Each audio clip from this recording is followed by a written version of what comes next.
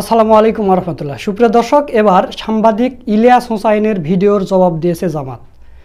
তো জামাত ইসলামের পক্ষ থেকে ঢাকা মহানগরী দক্ষিণের আমির জনাব মোহাম্মদ নুরুল ইসলাম বুলবুল সাহেব এটার জবাব দিয়েছে। তো জবাবটা কীরকম হয়েছে শুনলে আপনারা অবাক হয়ে যাবেন।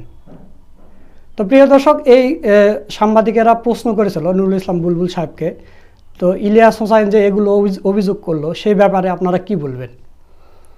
তখন তিনি এই জবাবটা দিয়েছেন। তো কি জবাব দিয়েছে এটা জানতে হলে একটা ইতিহাস আপনাদের জানতে হবে। ভিডিওটা একটু বড় হবে, ধৈর্য সহকারে দেখার অনুরোধ রইল। তো প্রিয় দর্শক, কোথায় এই প্রশ্নটা করেছে সাংবাদিকেরা, সেটা হচ্ছে জাতীয় ঐকমত্য পরিষদের যে বৈঠকটা হয়েছে জামাতে ইসলামের সাথে, ওই বৈঠকের অনুষ্ঠানের পরে সাংবাদিকরা নুরুল ইসলাম বুলবুল সাহেবকে প্রশ্ন করেছে এবং তিনি যথাযথ জবাব দিয়েছে। তো প্রিয় দর্শক, ওই জাতীয় ঐকমত্য কমিশনের সহসভাপতি জনাব অধ্যাপক আলী রিয়াজ স্যার তিনি জামাত সম্পর্কে কি বলেছেন চলুন সেটা আগে আমরা দেখে আসি। বাংলাদেশ জামায়াত ইসলামীকে নতুন করে পরিচয় করিয়ে দেওয়ার প্রয়োজন নেই। গত 16 বছর ধরে যখন ফ্যাসিবাদী শাসনের নিপীড়ন বাংলাদেশকে জর্জরিত করে ফেলেছিল, সেই সময় বাংলাদেশ জামায়াত ইসলামীর নেতৃবৃন্দ, তার কর্মীরা জীবন বাজি রেখে লড়াই করেছেন, গণতান্ত্রিক সংগ্রামে অংশগ্রহণ করেছেন। বিচারী এবং বিচারিক প্রক্রিয়ার বাইরে বিচার বহির্ভূতভাবে আপনাদের কর্মীরা, আপনাদের নেতৃবৃন্দ নিপীড়নের শিকার হয়েছেন, অত্যাচারের শিকার হয়েছেন। তারপরে আপনারা সাহসিকতার সঙ্গে তা মোকাবেলা করেছেন, সেই সংগ্রামে অংশগ্রহণ করেছেন। সেই জন্য আপনাদেরকে অভিনন্দন। আপনাদের কাছে আমাদের সকলেরই শুভেচ্ছা থাকছে, আমাদের সকলের সমর্থন থাকছে। ফ্যাসিবাদের বিরুদ্ধে নিরন্তর সংগ্রামে আপনাদের অবদান নিঃসন্দেহে সকলের স্মরণে থাকবে এবং দেশ এবং জাতি নতুন করে আবার যখনই পুনর্গঠিত হবে, যখনই আমরা একটি রাষ্ট্র গঠন করতে পারবো, একটি গণতান্ত্রিক রাষ্ট্র, সেখানেও আপনাদের ভূমিকা থাকবে, সেটা আমরা আশা করি। 24-এর গণ অভ্যুত্থানের সময় আপনাদের কর্মীরা সাহসিকতার সঙ্গে গণ অভ্যুত্থানে অংশগ্রহণ করেছেন, প্রাণ দিয়েছেন। নেতৃবৃন্দ কারাগারে আটক থেকেছেন, তারাও লড়াইয়ের সংগ্রামে উপস্থিত হয়েছেন। রাষ্ট্র সংস্কারের জন্য অন্তর্বর্তী সরকারের পক্ষ থেকে যে উদ্যোগ নেওয়া হয়েছে, সেই উদ্যোগ সরকারের উদ্যোগ নয়, আসলে এটি বাংলাদেশের মানুষের দীর্ঘদিনের আকাঙ্ক্ষার ফল। তারই অংশ হিসেবে অন্তর্বর্তী সরকারের পক্ষ থেকে উদ্যোগ নেওয়া হয়েছে। রাষ্ট্র সংস্কারের প্রয়োজন এবং তাগিদ রাজনৈতিক দলের কাছ থেকে এসছে, জনসমাজের কাছ থেকে এসছে, ছাত্রদের কাছ থেকে এসেছে, সাধারণ মানুষের কাছ থেকে এসেছে। সেই প্রক্রিয়ায় আপনারা আন্তরিকভাবে অংশগ্রহণ করেছেন বলে আপনাদের আবার আমি ধন্যবাদ জানাই। রাজনৈতিক দল হিসেবে আপনাদের উপর, ছাত্র জনতার উপর যে দায়িত্ব অর্পণ করেছে, আমরা আশা করি আমরা সেটা সুষ্ঠুভাবে পালন করতে পারব। সেখানে আমাদের প্রত্যেকের ভূমিকা আছে, গণমাধ্যমের ভূমিকা আছে, রাজনৈতিক দলের ভূমিকা আছে, জনসমাজ বা সিভিল সোসাইটির ভূমিকা আছে। সেই কাজে আপনাদের যে অংশগ্রহণ, সেটা নিঃসন্দেহে ধন্যবাদের যোগ্য। দর্শক, আপনারা ভিডিওটা দেখলেন। তো এই জাতীয় ঐকমত্য কমিশনের সাথে জামাত ইসলামের বৈঠকের পরে সাংবাদিকেরা নুরুল ইসলাম বুলবুল সাহেবকে প্রশ্ন করেছেন যে সাংবাদিক ইলিয়াস হোসাইন আপনাদের বিরুদ্ধে এত এত অভিযোগ তুলেছে, সেই ব্যাপারে আপনি কি বলবেন। তখন নুরুল ইসলাম বুলবুল সাহেব রাসূল সাল্লাল্লাহু আলাইহি ওয়াসাল্লামের মক্কা বিজয়ের একটা ঘটনা তুলে ধরেছেন। তো সেই ঘটনাটা কি সেটা সংক্ষেপে আপনাদের বলার চেষ্টা করব। তো দর্শক, মক্কা বিজয়ের সময় রাসূল সাল্লাল্লাহু আলাইহি ওয়াসাল্লাম এই কথাটা গোপন রেখেছিলেন যে মক্কা বিজয় করতে চাচ্ছে এবং রাসূল সাল্লাল্লাহু আলাইহি ওয়াসাল্লাম গোপনে প্রস্তুতি নিচ্ছে, এই বিষয়টা সম্পূর্ণ গোপন ছিল। মক্কা বিজয়ের কারণটা কী ছিল আপনারা জানেন যে হুদায়বিয়ার সন্ধির সময় যে ছোট ছোট দলগুলো বড় বড় দলের সাথে জোট করেছিল, তো ওই একটা দলের লোকজনকে এরা কুরাইশরা হামলা করে হত্যা করেছে, অনেকগুলো লোককে হত্যা করেছে এবং কাবা ঘরে আশ্রয় নেওয়ার পরেও তাদেরকে হত্যা করছে। তো হত্যা করার পরে রাসূল সাল্লাল্লাহু আলাইহি ওয়াসাল্লামের কাছে এরা এসে অভিযোগ করলো যে হুদায়বিয়ার সন্ধিতে এগুলো লেখা ছিল না, তো আমাদের হত্যা করলো কেন। তখন রাসূল সাল্লাল্লাহু আলাইহি ওয়াসাল্লাম মক্কায় চিঠি পেটে দিল যে তোমরা যে কয়টা লোককে হত্যা করছো তাদের ব্লাড মানি, রক্তের মূল্য পরিশোধ করতে হবে। তখন এরা তো ঘাবড়ে গেলে, এতগুলো লোকের ব্লাড মানি আমরা কীভাবে দেবো। তখন আবু সুফিয়ান চিন্তা করলো যে এটা কোনোভাবে মীমাংসা করা যায় কিনা, আমরা যদি এটা না করতে পারি তাহলে তো আমাদের হুদায়বিয়ার সন্ধি ভঙ্গ হয়ে যাবে। তখন আবু সুফিয়ান তিনি মদিনাতে আসলেন এবং তার মেয়ের বাড়িতে উঠলেন। তো মেয়ে বিছানায় বসা ছিল, তখন সে যখন আসলো তখন মেয়ে বিছনা গুটিয়ে নিলেন।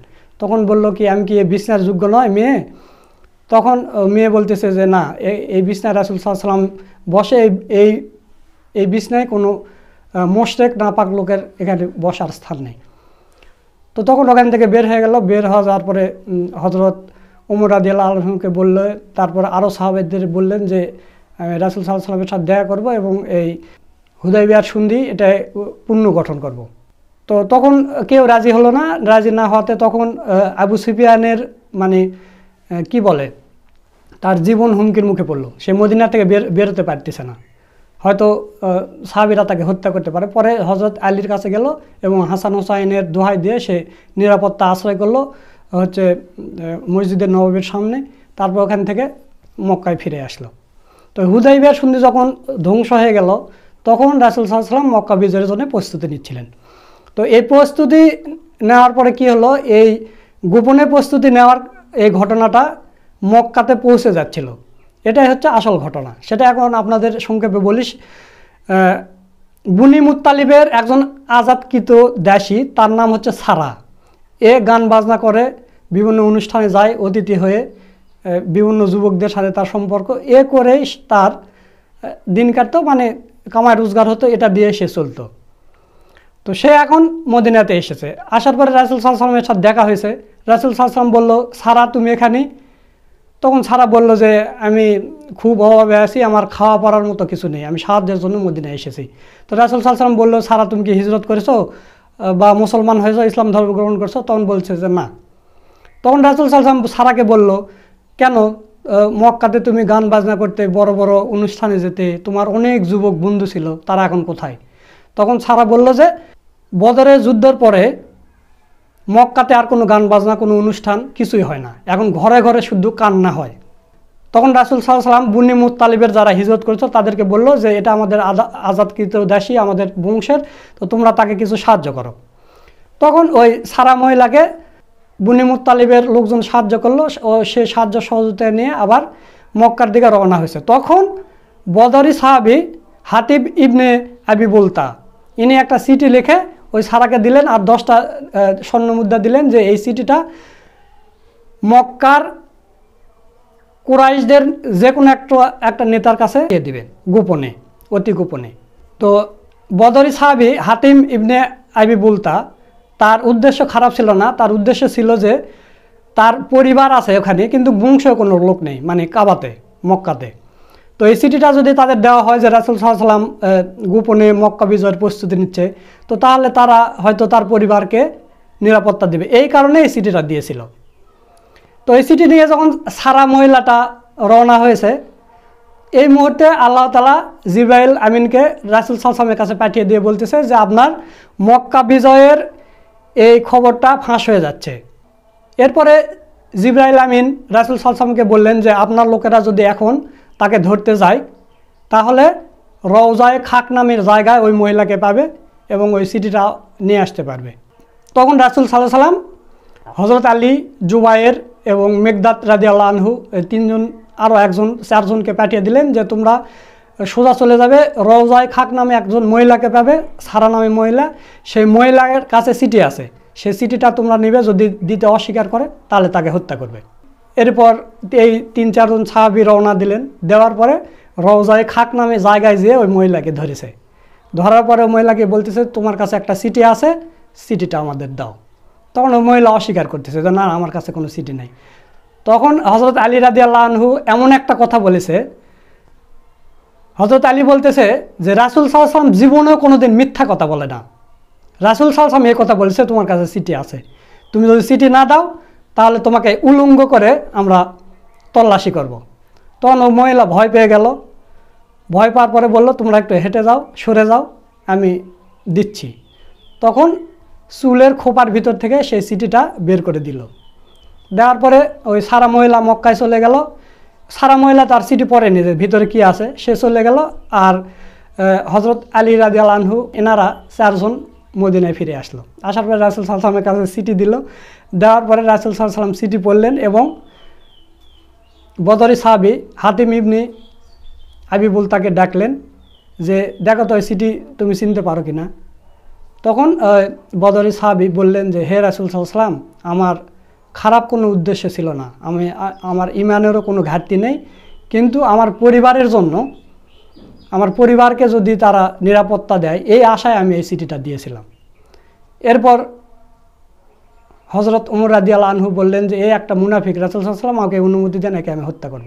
তখন রাসূল সাল্লাল্লাহু আলাইহি ওয়াসাল্লাম বললেন যে দেখো ওমর, এই হাতিম ইবনে আবি বুলতা ইনি কিন্তু বদরি সাহাবী, হতে পারে আল্লাহ তাআলা বদরি সাহাবীদের সব গুনাহ মাফ করে দিয়েছেন এবং তাদের জান্নাতে ঘোষণা করেছেন। এই কথা বলার পর হযরত ওমর চুপ মেরে গেলেন এবং ওই সাহাবীকে রাসূল সাল্লাল্লাহু আলাইহি ওয়াসাল্লাম মাফ করে দিলেন।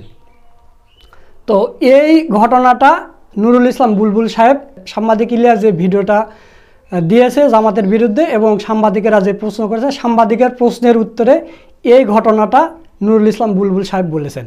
তো প্রিয় দর্শক, এখন আপনারা বুঝে নেন যে নুরুল ইসলাম বুলবুল সাহেব আসলে কি বলতে চেয়েছেন, কি বুঝাতে চেয়েছেন। আমি আগের ভিডিওতেও বলেছি যে জামাতে ইসলামীকে গত 15 বছর ধরে নেগেটিভভাবে প্রচার করা হয়েছে, অপপ্রচারও কিন্তু প্রচারের অংশ। জামাত শিবিরের বিরুদ্ধে কোটি কোটি টাকা খরচ করে হাসিনা সরকার অপপ্রচার চালাইছে, বাংলাদেশের আনাচে কানাচে লোকজনদের কাছে জামাত শিবিরকে পরিচিত করে দিয়েছে, নেগেটিভভাবে পরিচিত করে দিয়েছে। পরিচিত সেটা নেগেটিভ হোক আর পজিটিভ হোক, সমস্যা নেই, তো পরিচিত করে দিয়েছে কোটি কোটি টাকা খরচ করে। জামাতে ইসলামী এই পরিস্থিতি তারা পেত না, পুরা বাংলাদেশের আনাচে কানাচে জামাতে ইসলামীর নাম যেত না, শুধু এটা করে দিয়েছে হাসিনা। তো অপপ্রচারও একটা প্রচারের অংশ। তো সাংবাদিক ইলিয়াস জামাতে ইসলামের নামে অপপ্রচার করছে, সমস্যা নাই, তো সাংবাদিক ইলিয়াসের কথা লক্ষ লক্ষ মানুষ শোনে, জামাতে ইসলামেরই তো কথা বলেছে। তো এই কারণে নুরুল ইসলাম বুলবুল সাহেব ক্ষমা করে দিয়েছেন এবং তিনি বলেছেন, এখানে উদাহরণ দিয়েছেন, এখানে যে নুরুল ইসলাম বুলবুল সাহেব যে ইতিহাসটা বলেছেন যে বদরি সাহাবীদেরকে আল্লাহ তাআলা ক্ষমা করে দিয়েছেন এবং তাদের জান্নাতে ঘোষণা করেছেন। এখানেও নুরুল ইসলাম বুলবুল সাহেব একটা কথা বলেছেন যে 24-এর গণ অভ্যুত্থানের অন্যতম নায়ক ছিলেন সাংবাদিক ইলিয়াস হোসাইন। তো সেই কারণে সাংবাদিক ইলিয়াস হোসাইনকে আমরা ক্ষমা করে দিয়েছি। তো এর চাইতে উৎকৃষ্ট উদাহরণ, এত ভালোবাসা আর কি হতে পারে? জামাতে ইসলামের পক্ষে এগুলো সম্ভব। তো দর্শক, আশা করছি আপনাদের বুঝাতে পেরেছি। তো ভাঙ্গা ভাঙ্গা কথা বললাম। নুরুল ইসলাম বুলবুল সাহেবের এই বক্তব্য সম্পর্কে আপনাদের মতামত কি তা অবশ্যই কমেন্ট করে জানিয়ে দেবেন। এই কথা বলে আজকের ভিডিও এখানে শেষ করছি। সকলকে ধন্যবাদ। আসসালামু আলাইকুম ওয়া রাহমাতুল্লাহ।